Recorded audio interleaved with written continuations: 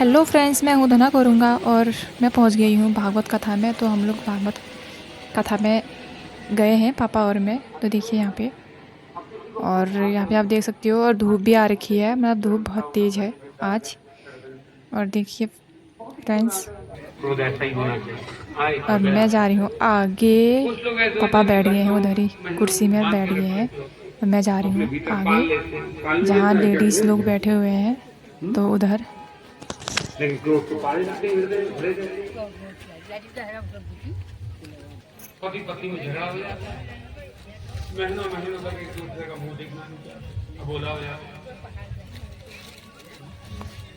अबोला हो जाता है। कब तो दिन बीत जाने बदल खाना लगा दे, ऐसे तो होता है क्रोध के क्षण में।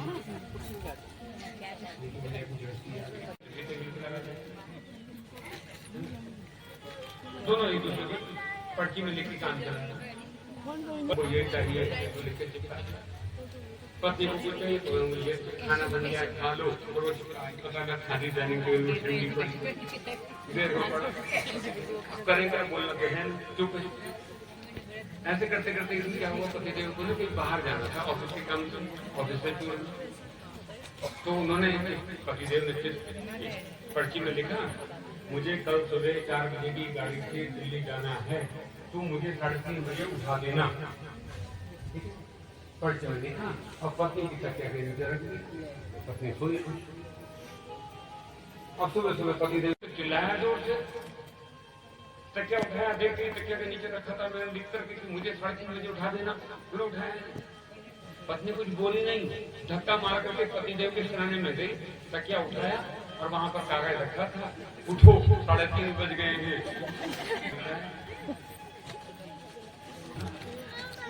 जैसे जैसे अबुलापन आता है ना, धीरे धीरे दूरी स्थायी होती जाती है। दूरी स्थायी होती तो इसमें सेपरेशन एक दिन तलाक के तो बहुत अपशब्द ना बोल, कल को व्यवहार नहीं से करना है, जैसे अति अपशब्द भी ना हो, इतना विवेक रखो।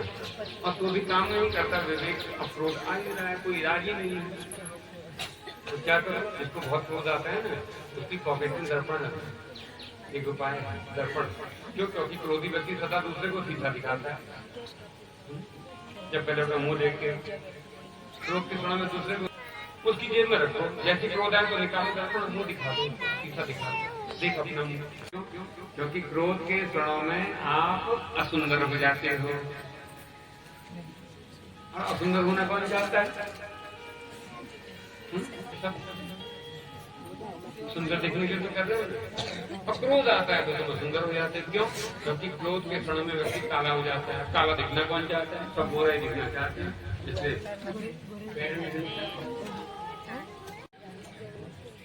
कल को तो फिर हो ही जाएगा, कथा पूरी हो ही जाएगी।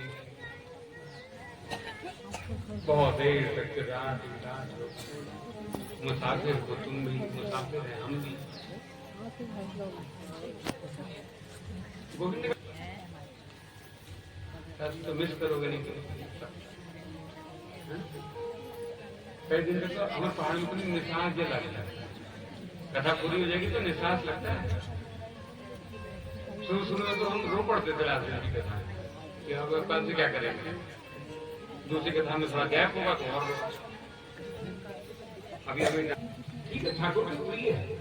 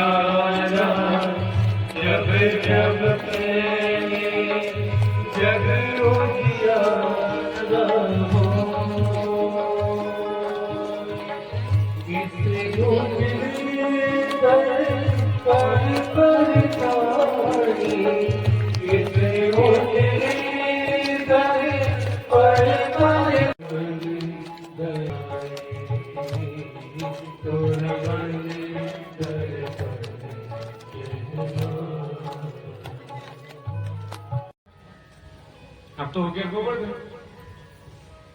अच्छा, गोवर्धन की पूजा करते कब है बताओ ना?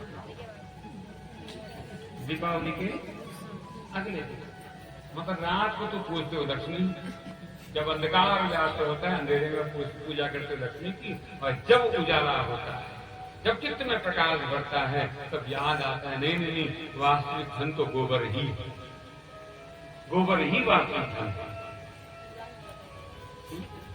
रात को पूजा कर रहे उल्लू लक्ष्मी, वास्तविक धन है। ये केमिकल वाली खेती खाते खाते और बीमारी आ गई। अब बायो कंपोस्ट से खेती है, अब खेतों में गोबर पड़े, इंसेक्टिसाइड, पेस्टिसाइड, केमिकल ये न पड़े, अब गोबर ही पड़े, और गोबर के केंद्र में कौन है? गाय। अनेक प्रकार से भगवान की लीला को सिद्ध किया है। तो भगवान ने गोवर्धन की पूजा कराई। उसके बाद ब्रज में एक बड़ी सुंदर सी लीला आती है, चीर हरण लीला। भगवान ने स्नान करती हुई गोप कन्याओं के वस्त्र का हरण किया। एक सुंदर सी लीला है, इस लीला में प्रवेश करें। एक स्मृति है भगवान के नाम का। मेरी लगी श्याम संग प्रिय की दुनिया जाने, मेरी लगी श्याम संग प्रिय की दुनिया जाने, मेरी आजादी कोई क्या जाने, क्या जाने कोई क्या जाने।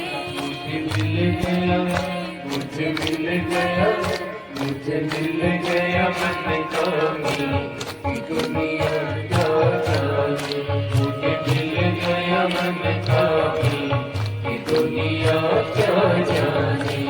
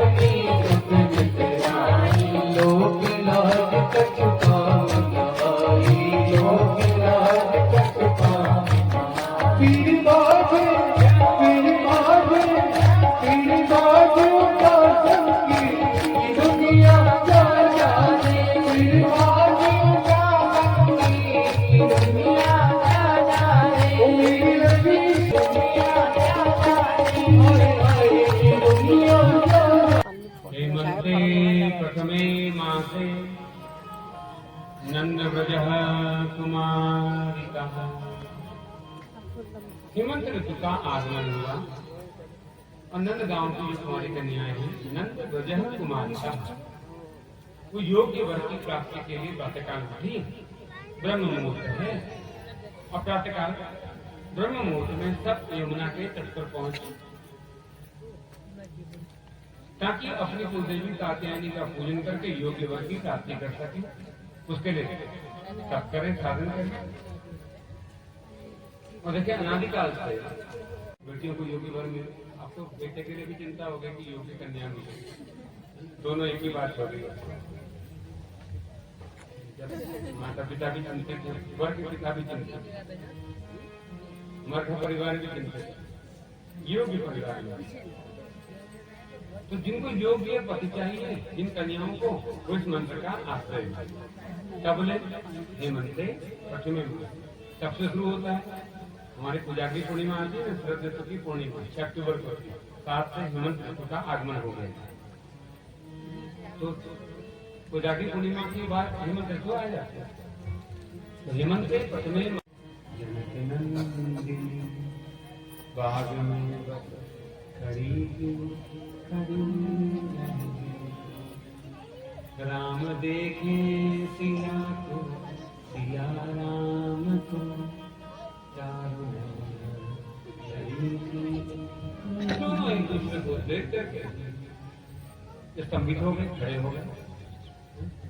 देखा एक बार, वैसे तो देख नहीं पा रही, लज्जा आती बार बार, फिर भी चोर दृष्टि से देखती, देखा चाहिए, फिर दोबारा देखती, इनके तो दूध के दांत भी टूटे नहीं लगते, ये धनुष उठा पाएंगे कि नहीं उठा पाएंगे, मन में संशय आ गया। तो फिर अपनी 8 सखियों को लेकर के कहा चलेगी वो देवी के मंदिर में, उनसे प्रार्थना कर रही है। वैसे तो हमें वो पसंद है, हमें चाहिए वही, किंतु उनसे धनुष टूटेगा कि नहीं टूटेगा मां खबर नहीं, हम फिर स्तुति करना है।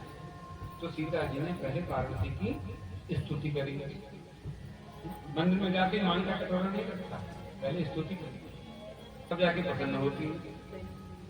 सीता जी ने भी यही किया, पहले पार्वती के रूप की प्रशंसा करी। और घोर आश्चर्य हो, एक स्त्री स्वप्न में भी दूसरे स्त्री की सुंदरता की प्रशंसा नहीं करती। स्त्री स्वप्न में भी दूसरे स्त्री कितना ही श्रृंगार करके आओ ना, पार्लर जाकर के आओ, खूब बढ़िया बढ़िया साड़ी मैनिक्योर करा करती है, हाथ डेड स्किन निकाल के ये सब करा के आओ। और आरती पूछोगे सखी से कैसी लग रही होगी, मुंह के सामने तो कहते हो जाए बहुत भला ना, और जैसी सामने से हटेगी ना जस्ट लगा जस्ट मस्ती पे लिपटे गए। अब आप कहो कि मुझे कैसे बता, तुम्हारा मन पड़ता हुआ व्यासपीठ में तो मन ही पड़ जाते। एक स्त्री स्वप्न में भी दूसरे स्त्री के रूप की प्रशंसा नहीं, करेंगे सब प्रीति। काम निकालना है तो सीता जी जो है क्या कर रही है, पार्वती के पहले रूप की प्रशंसा करेंगे। माँ परम्परा भगवती के रूप की प्रशंसा करते हुए उनकी स्तुति करे, जो सीता जी ने करी। क्या कहा, जय जय गिरिवर राज किशोरी, जय जय गिरिवर राज किशोरी, जय महेश मुख चंद्र चकोरी, जय महेश मुख मिली ज्योतिका, जगत जननी मिली ज्योतिका, नहीं भवे भवनी भवे पराभवतारिणी, विमोहिनी प्रवर्त विहारी। तो सिया जी ने पहले स्तुति करी, जय जय गिरिवर राज किशोरी, जय महेश मुखचंद्र चकोरी, जय गज बदन सडानन माता, जगत जननी दामिनी दुतिगाता। तो पहले स्तुति करी, क्या कहा, जय जय गिरिवर राज किशोरी। हे अम्बे, हे पार्वती, आप तो राज किशोरी, आप तो राजकुमारी इतनी सुंदर है, और आप इतनी सुंदर हैं। जय महेश मुखचंद्र चकोरी, ये महेश जो शमशानवासी है, वैरागी है, वैरागी है, शमशान में रहते, अघोरी है, अघोर में रहते। ऐसे शमशान में रहने वाले वैराग्य चित्त से परिपूर्ण शंकर के हृदय में भी जो प्रेम का संचार कर दे, ऐसे आपकी रूप की राशि है। अरे वैरागी महेश भी चकोर बन करके जिस प्रकार चंद्रमा का प्रस्पान करता है एक पक्षी चकोर, ऐसे महेश भी आपके रूप राशि अमृत का पान करने के लिए चकोर बन करके है अमृत, आप ही का मुख निहारते रहते हैं। जय महेश मुख चंद्र चकोरी। और फिर क्या कहा, जय गजवदन। यहाँ पर एक नाम गणेश जी का भी गजवदन है, दूसरा अम्बा को भी गजवदन ही कहा गया है। पहले के समय में सौंदर्य का प्रतिमान ही होता था। कैसा? कहते बदन। सुंदर स्त्री को कहा, उसकी चाल को कहा जाता था गजगामिनी, है ना, गजगामिनी। वर्तमान में देखो कलयुग आ गया हो, आज एलिफेंट वॉक की बात नहीं होती, आज कैट वॉक की तो बात होती। मेरा हो जाए क्या घर में चुपके से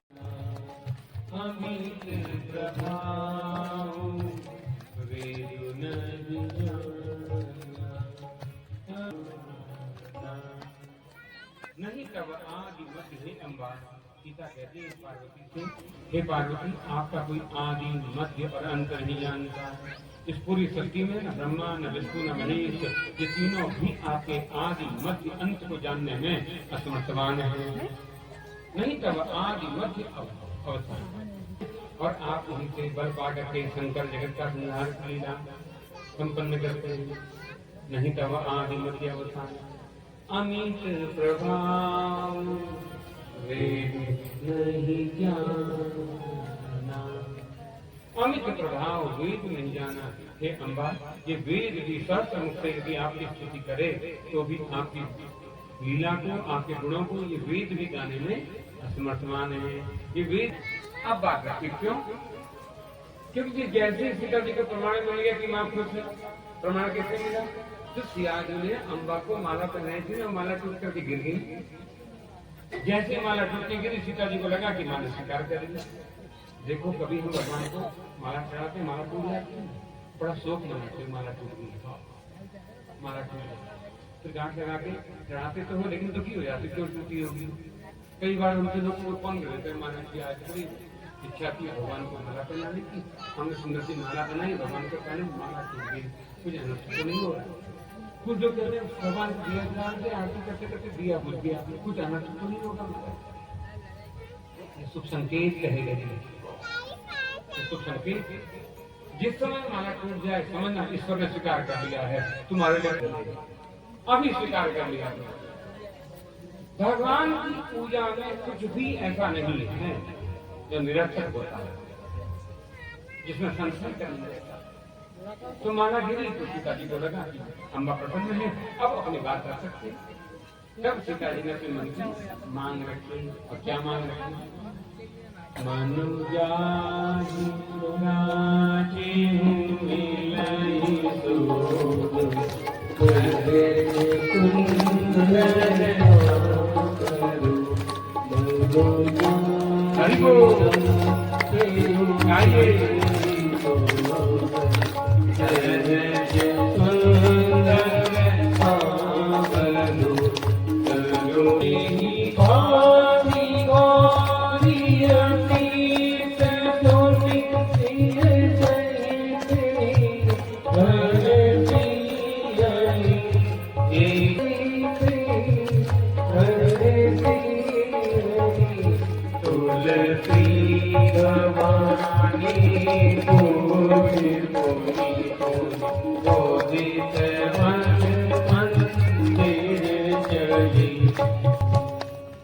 सियानी ने अपने मन की बात रख दी है। अम्बा, हम आज आए हैं आपके पास योग्य वर की प्राप्ति के, और योग्य वर के साथ लक्षण बता दिए सीता जी ने। हमें ऐसा वर चाहिए, कैसा वर चाहिए?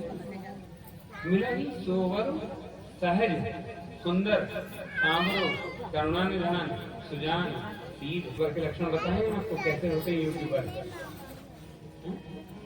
7 लक्षण बताए सीता जी, बताए तुम्हें काफी सब तुमको खबर तो लागे, सब लागे।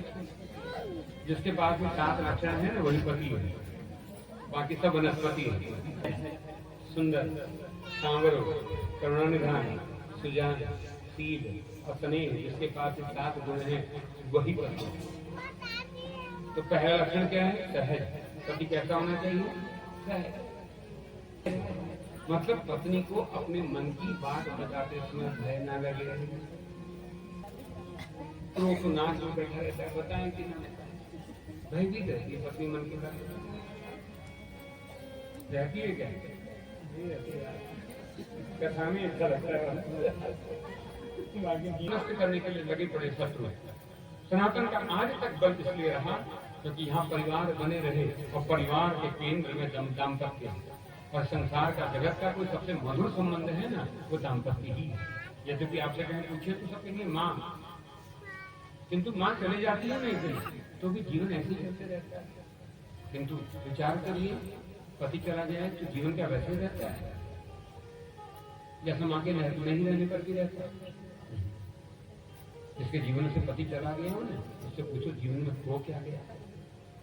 जिसकी पत्नी चली गई ना, उस पुरुष से पूछो कि उसके जीवन का क्या चला गया। अर्धांत चला जाता है। जीवन में सब सुख होते हुए भी, पुत्र पौत्र नाती पोते सब होते हुए भी जो एक अभाव है ना, तो पकड़े रहता है। उनसे पूछो जिन्होंने खो दिया है। जिसकी पत्नी चले गई, उस पुरुष से पूछो क्या खो गया। जीवन का सबसे मधुर संबंध है दाम्पत्य, और यही बिखर रहा है। और ये सीता कहती है, ये 7 गुण संपन्न हो ऐसा दाम्पत्य मिले, ऐसा दाम्पत्य। तो सीता जी ने स्तुति करी, जय जय गिरिवर राज किशोरी। तो जिन कन्याओं को योग्य वर चाहिए ताकि प्रेम स्थिर रहे, दाम्पत्य स्थिर रहे, या तो वो ज्यादा मंत्र जपे, कात्यायनी महामाये महायोगिनीश्वरी नंद गोपसुतम देवीं पतिम में कुरुते नमः। अथवा तो त्यागियों जो स्तुति करी, जय जय गिरिवर राज किशोरी, जय महेश भव भव विभव पराभव कारण विश्व विमोहिनी सबत विहार।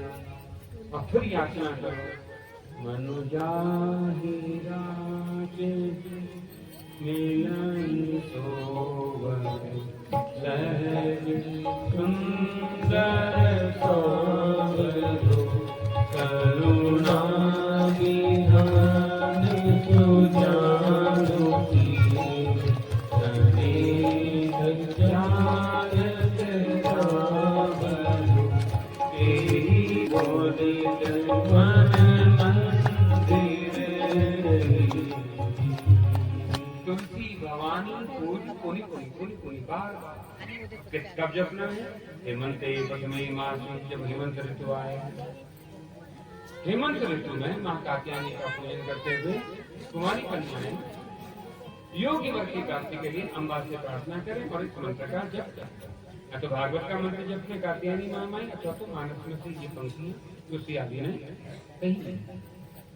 योग्य वर हो जाए, पति योग्य हो जाए। पति को योग्य करना चाहते हो, यही प्रमाण। अब जो बालक हैं वो सोच रहे हैं हमारे लिए भी कोई मंत्र दे दो ताकि योग्य कन्या में पत्नी ठीक हो जाए। जो बालक है वही चाह रहे हैं। तो दुर्गा सप्तशती में अगला स्तोत्र आता है, जयंती मंगला काली भद्रकाली कपाली दुर्गा कुमार दिवा गाती स्वाहा नमोस्तुते। जय तुम देवी चामुंडा जय होताती, जय सरस्वती देवी कालरात्रि नमोस्तुते। मधु कहता विद्या विधात्री वरदे रूपम देहि देहि यशो देहि वंदितां देवी देवी सर्वसभागदायिनी रूपम देहि जयं देहि यशो देहि यशो देहि। ये अगला स्तोत्र है। अगला का 24वां मंत्र है, 24वां मंत्र, 25वां मंत्र। वहां पर एक मंत्र आया, पत्नी मनोरमाम देहि मनोवृत्तानुसारिणीं कारिणीं दुर्ग संसार सागरस्य कुलोधवान्। तो जिन बालकों गोपियों से 2 प्रकार के अपराध हो रहे थे, भगवान उनको ज्ञान देना चाहते थे, दंड देकर के भगवान 2 अपराध कौन से हो रहे थे? देखो हमारे वहां जल में भी देवता है, सनातन की विशेषता है, यहाँ टंकण में सुनता है। जल का देवता है। जल के देवता का नाम क्या है? जल के देवता को क्या कहते हैं? वरुण देव, है ना। जब कलश यात्रा होती है तो वरुण देवता के लिए ही होती है। जल में वरुण देवता है। अच्छा, वरुण देवता है तो भी हमने नदियों को भी देवी देवता ही माना है।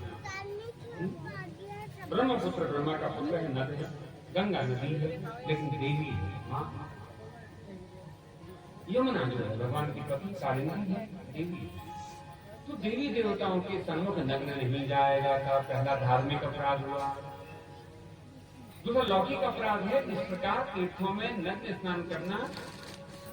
यदि कोई पुरुष वहां से निकले, उस पुरुष के चित्त में क्या काम रोपण करने का दोष नहीं लगेगा। तो ये लौकिक अपराध हुआ गोपियों। देखिए द्वापर तक तो फिर भी स्नान की तीर्थों में स्नान की अपनी एक मर्यादा थी। सत्य त्रेता द्वापर में नदी के घाट होते थे, विविध घाट। एक घाट पर ब्राह्मणों का, साधु संतों का स्नान होता है, एक घाट में पुरुषों का स्नान होता है, स्त्रियों के घाट अलग होते हैं और पशुओं के, जानवरों के घाट अलग होते हैं।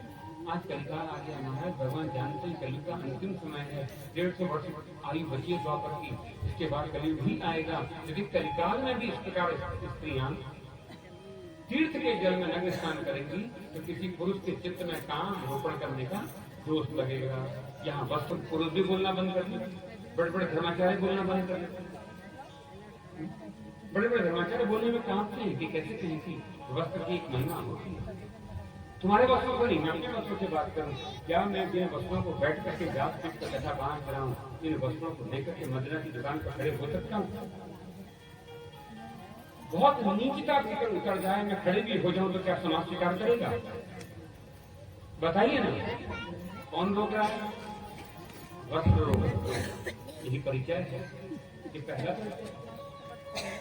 साल पहले जब धोती पहनी थी तब से खड़े ही नहीं पाए। कथा तो 22 साल से कर रहे हैं, 3 साल के आके चाट खाने का मन नहीं करता होगा, करता था। एक दो भी धोती ने रोक दी, नहीं खाने देती धोती महाराज, रोक देती, रोक देती।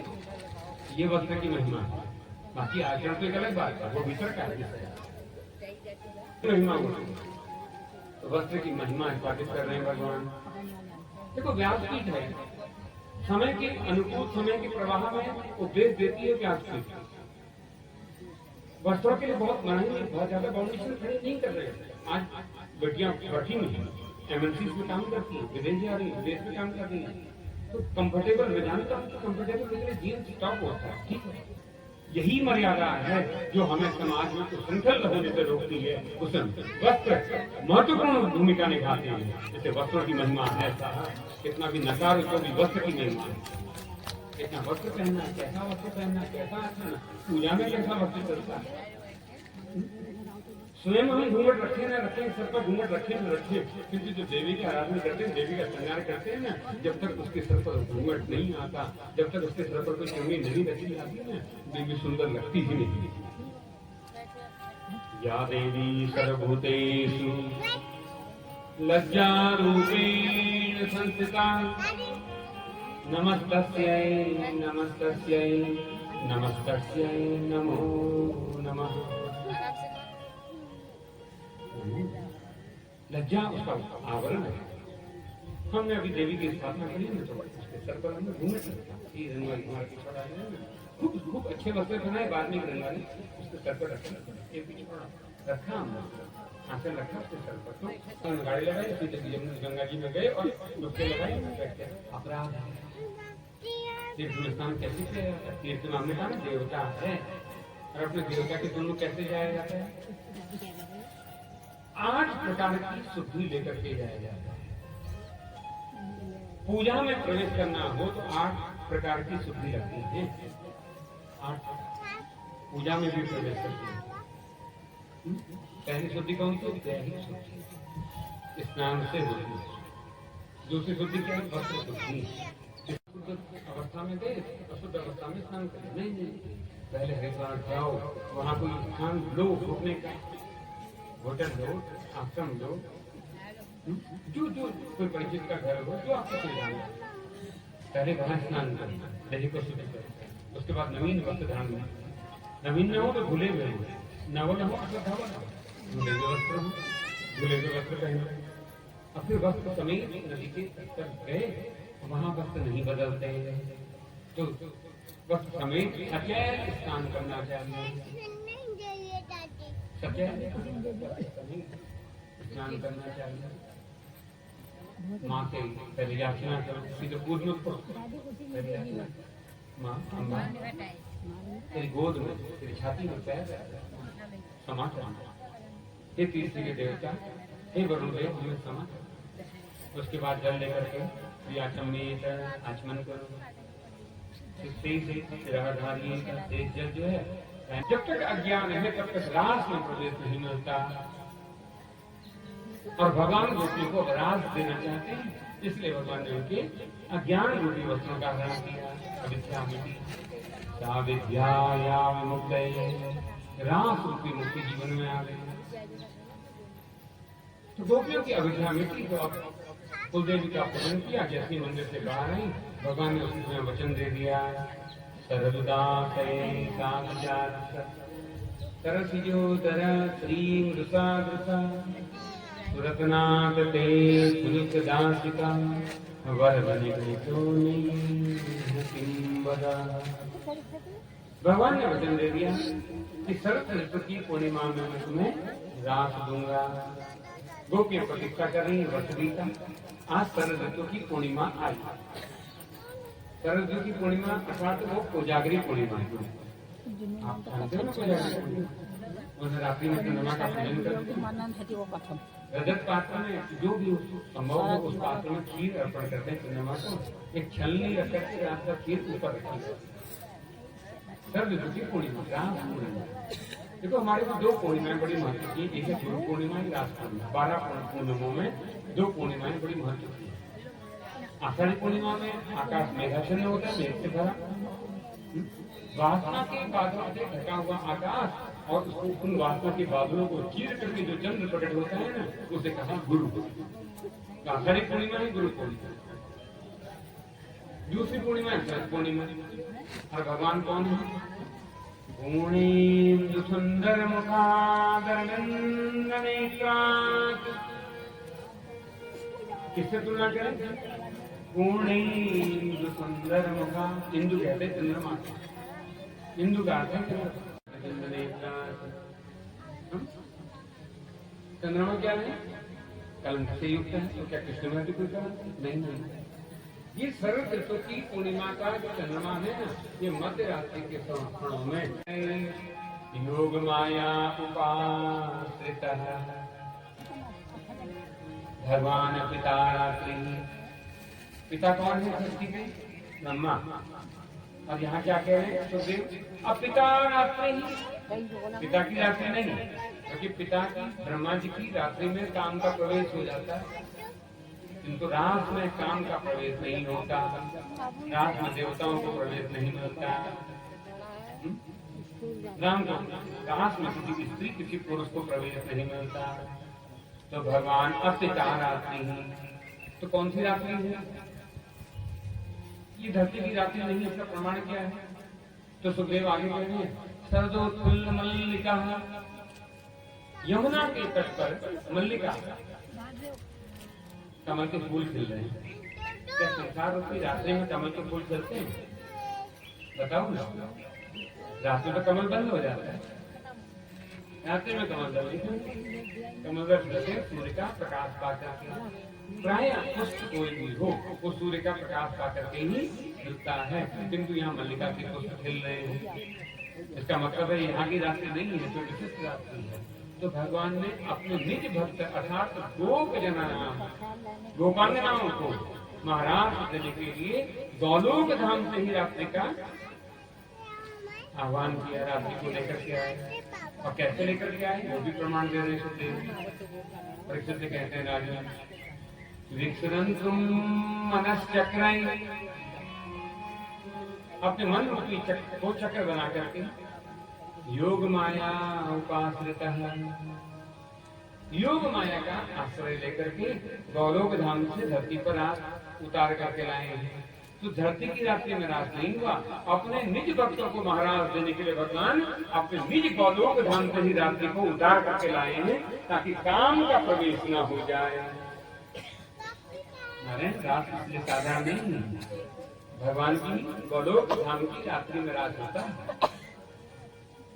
प्रमाण भागवत की है, दसम स्कंद का अंतिम श्लोक दिया है, राष्ट्रपति क्या दिया है?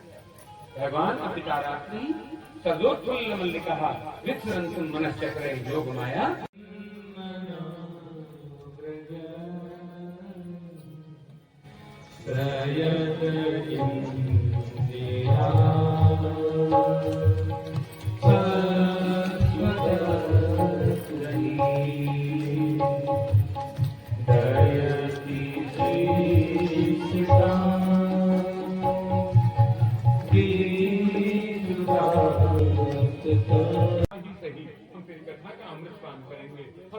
कल्याण तेरी कथा कर दे। तू ही नहीं है कथा का कल्याण करने वाला, भगवान को लगा होने का आवश्यकता नहीं है।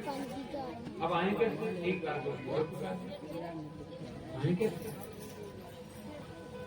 सब गोपियां फिर पुकार देती हैं, हे गोविंद तेरा नाम जपते जपते अखिल देवी नाम मंत्र न खलु गोपी काम, हम खल नहीं रहेंगे, हम तेरे हो गए, हम तेरे हो गए, ये तेरे हो गए, न खलु गोपी नंदनो भगवान, हे नंद के पुत्र हम तो तेरे हो गए। अखिल देवी नाम मंत्र रोम रोम तेरे ही नाम की धर गया है। और जैसे गोपियों ने पुकारा उसी समय भगवान प्रकट हो गए और भगवान ने मनोदान करने लगे। गोपियों की चेतना लौटी, अपने मध्य में भगवान को देखा तो नित्यमान हो गई।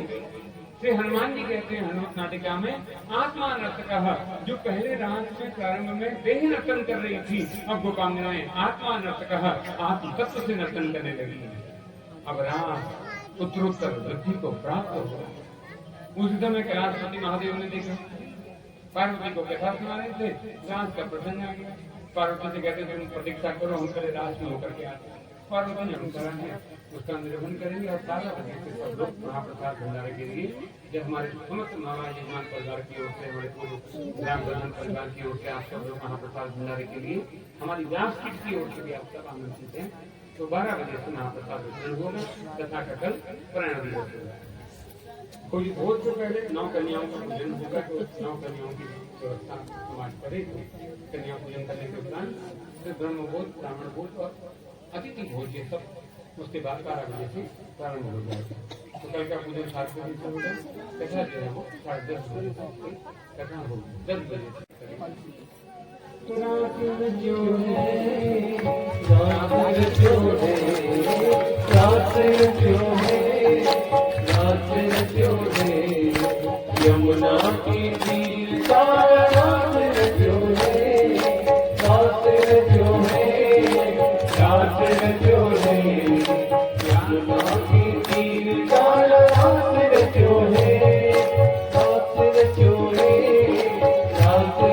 है, रात जो है, रात जो है, यमुना की तीर का रात जो है।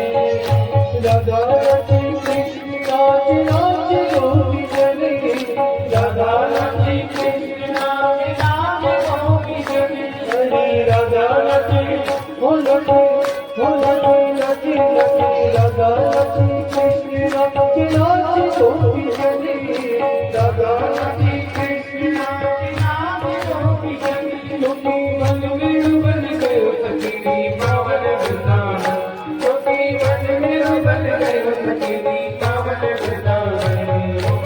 जो है रास जो है, यमुना की तीर का रास जो है, रास जो है, गोकुल में देखा वृंदावन में देखा, गोकुल में देखा वृंदावन में देखा रे, मुरली मोहन जाने सके राधा नाचे रे, श्याम सके राधा नाचे रे, नचन नचन नचन नचन नचन नचन रे, श्याम सके राधा नाचे रे।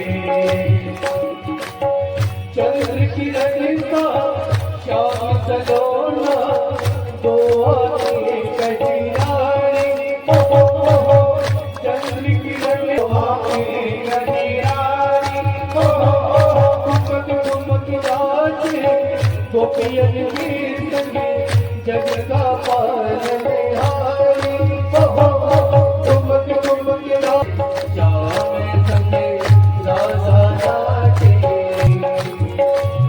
चम चम नाचे राधा रानी, बलकी बेटी मोरलिया, हो शंकर आए वो में कर कहलाए, श्याम सके राधा नाचे, श्याम सके राधा नाचे, श्याम सके राधा नाचे। पार्वती पते हर हर तो सरदास है सरजत की रात्रि में भगवान ने गोपांगनाओं को महाराज किया। भक्ति का पूर्णत्व है। हाँ 12 मिनट तो हो गए। देव कहते हैं प्रकृति से राजन 5 बजे भगवान के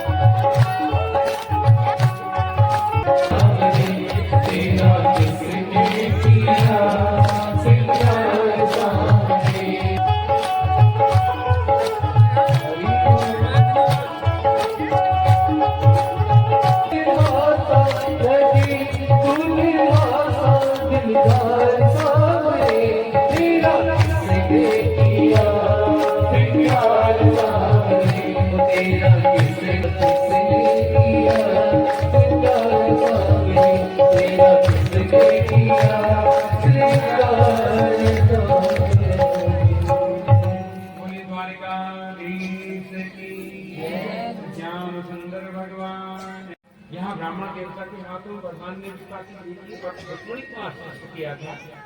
हम ठीक से रहते रुक्मिणी ने भी भगवान को संकेत किया कि अष्टमी के दिन हम अपनी कुलदेवी कात्यायनी का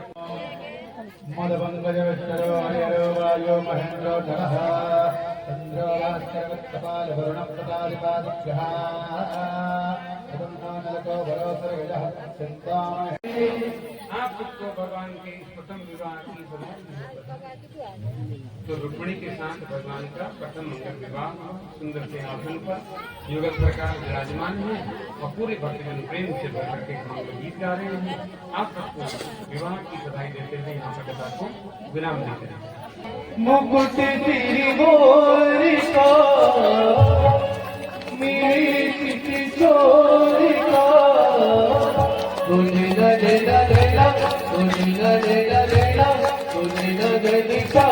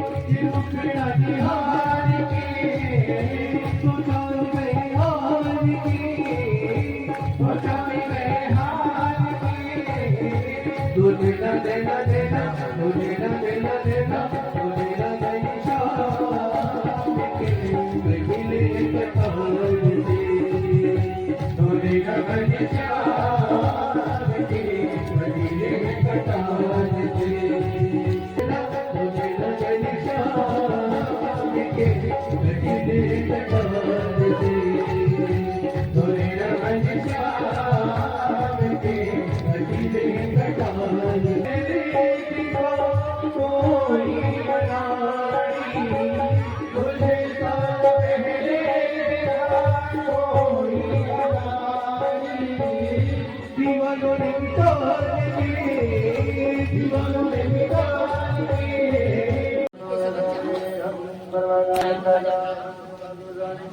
लोक सत्य भयदानी यति प्रजा बहुलाते करो फ्रेंड्स मुझे प्रसाद मिल गया है।